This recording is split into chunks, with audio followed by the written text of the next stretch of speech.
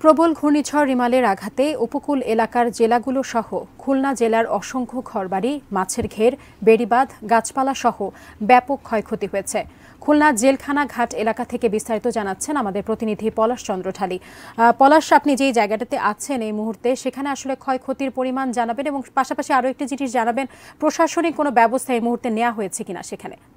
মুক্ত পরিবেশ, শান্তস্নিগ্ধ পরিবেশ দেখা যাচ্ছে। আজকে আকাশ পরিষ্কার, সকাল থেকেই রৌদ্রের যে আনাগোনা সেটি কিন্তু একেবারে স্পষ্ট। গত 2 দিন ধরে যে রেমালের যে প্রভাব ছিল তাতে আপনি যেমনটি বলছিলেন যে খুলনার উপকূলীয় অঞ্চল, এর দক্ষিণাঞ্চলে যে সকল ঘর বাড়ি, গাছপালা, অসংখ্য মাছের ঘের, কয়েকটি উপজেলা সেগুলো কিন্তু ক্ষতিগ্রস্ত হয়েছে। আমি যেখানে রয়েছি এটা খুলনার জেলখানা ঘাট।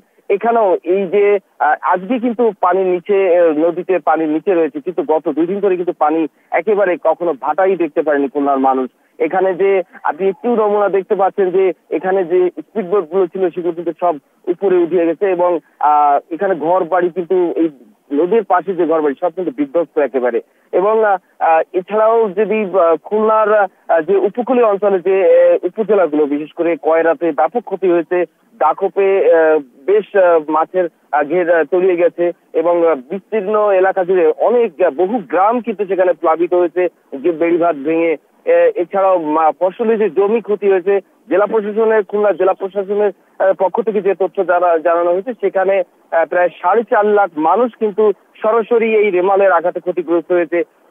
এখনকার যত যে তথ্য রয়েছে প্রায় 77,000 ঘর বাড়ি ক্ষতিগ্রস্ত হয়েছে।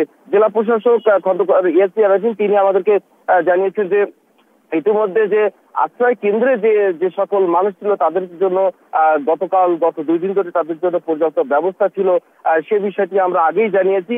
এবং আজকে সকালে আমাদের যে ক্ষয়ক্ষতির পরিমাণের বিষয়ে আমরা জানতে চাইলে তারা বলছে যে এখনই হয়তো সুনির্দিষ্টভাবে টাকার অঙ্কে ক্ষতির পরিমাণ জানানো সম্ভব না, তবে সরাসরি 4.5 লক্ষ মানুষ কিন্তু শুধু খুলনা জেলায় সরাসরি ক্ষতিগ্রস্ত হয়েছে। তাদের জন্য বিভিন্ন ধরনের ত্রাণ সহ বিভিন্ন ব্যবস্থা কিন্তু দেওয়া হচ্ছে। কিন্তু উপকূলের অঞ্চলের মানুষের কথা কিন্তু বারবার একটি করে খুলনার উপকূলের মানুষ, খুলনা সহ উপকূলবাসী, সাতক্ষীরা, বাগেরহাট, খুলনা যে উপকূল রয়েছে তারা কিন্তু সবসময় কিন্তু সংস্কারের ব্যাপারে বারবার তাগিদ দিয়ে আসছে, কিন্তু সেই বাসটা সঠিক সময় না হওয়ার কারণে কিন্তু এই দুর্যোগের সময় ভোগান্তি হয়। এই ছিল আমার কাছে এখন পর্যন্ত খুলনা জেলখানা ঘাট থেকে সর্বশেষ এই রেমাল পরবর্তী ক্ষতিগ্রস্ত